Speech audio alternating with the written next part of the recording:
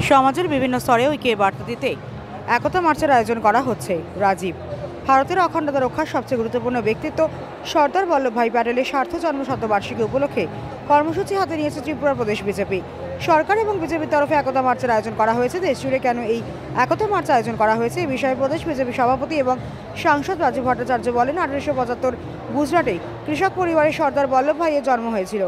এবছর তার জন্মের সার্ধ শতবর্ষ। এই উপলক্ষে প্রধানমন্ত্রী নরেন্দ্র মোদী নেতৃত্বে কেন্দ্রীয় সরকার এবং যে পি নাড্ডা নেতৃত্বে বিজেপি দিনটি উদযাপন করেছে।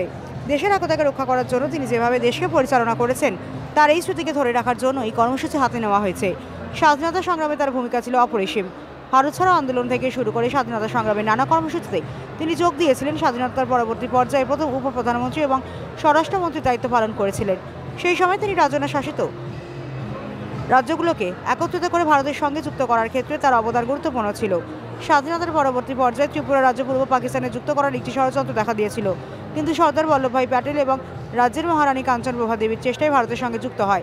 এমন লৌহ পুরুষের জন্মতিথি দেশ জুড়ে উদযাপন করা হচ্ছে। রাজ্য সরকার এবং বিজেপি দলের তরফে আলাদাভাবে কর্মসূচি পালন করা হয়। আগামী 10 তারিখ থেকে রাজ্যে বিজেপির 10টি সাংগঠনিক জেলা রয়েছে। এই জেলাগুলির উদ্যোগে আলাদাভাবে সংহতি দৌড়ের আয়োজন করা হবে। ভারতের অখণ্ড থেকে রক্ষা করা এবং সমস্ত ক্ষেত্রে এক ভারত শ্রেষ্ঠ ভারত বিষয়টিকে সামনে রেখে সংহতি দৌড়ের আয়োজন করা হচ্ছে বলে জানান তিনি।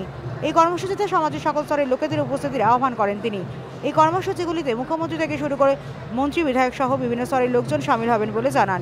যেদিন সাংবাদিক সম্মেলনে উপস্থিত ছিলেন প্রদেশ বিজেপির সাধারণ সম্পাদক বিপিন দেববর্মা, মিডিয়া সেলের কনভেনর সুনীল সরকার। ব্যুরো রিপোর্ট, হাল্লা বোল।